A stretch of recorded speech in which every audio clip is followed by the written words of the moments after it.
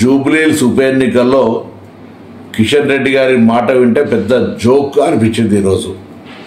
నేను కిషన్ రెడ్డి గారికి ఛాలెంజ్ చేస్తా ఉన్నా, మీరు ప్రాతినిధ్యం వహిస్తున్న లోక్సభ నియోజకవర్గంలో అంతర్భాగం జూబ్లీహిల్స్, మీరు కేంద్ర మంత్రి, గతంలో కూడా ఈ అభ్యర్థే పోటీ చేసినాడు. ఈ అభ్యర్థికి అప్పుడు 25,000 ఓట్లు వచ్చినాయి, ఇప్పుడు 10,000 కంటే ఓట్లు దాటాయని నేను ఛాలెంజ్ చేస్తా ఉన్నా. మీరు నేరుగా ఇండైరెక్ట్గా టీఆర్ఎస్ తోటి కుమ్ముక్కై తిరిగి అదే అభ్యర్థికి టికెట్ ఇచ్చి ప్రచార సరళిని మొత్తంగా దింపుడు గల్లెంలాగా భారతీయ జనతా పార్టీ వ్యవస్థనంతా టీఆర్ఎస్ హ్యాండ్ ఓవర్ చేసినారు.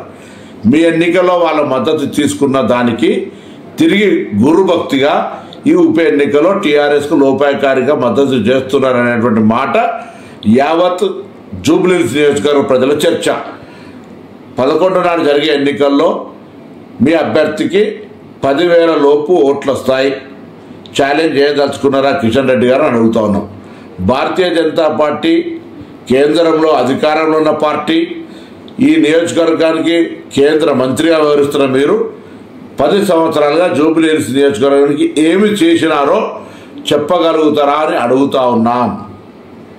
జూబ్లీహిల్స్ గురించి కనీస శ్రద్ధ లేని, పట్టించుకొని మీరు ఈ ఉప ఎన్నికల్లో ప్రగల్భాలు పలుకుతూ గెలుస్తుందనడం అంటే ప్రజలు నవ్వుకుంటున్నారు మీ తీరు పట్ల. అందుకే వెంటనే ఇప్పటికైనా నిజాయితీగా ఎన్నికల్లో మీ అభ్యర్థిని మోసం చేయకుండా, మీ అభ్యర్థిని ఎదుటి పార్టీకి అమ్మకుండా నిజాయితీగా పనిచేయమని రాజాసింగ్ గారు చెప్తున్నట్టుగా ఆ విధంగా వ్యవహరించమని డిమాండ్ చేస్తా ఉన్నాను.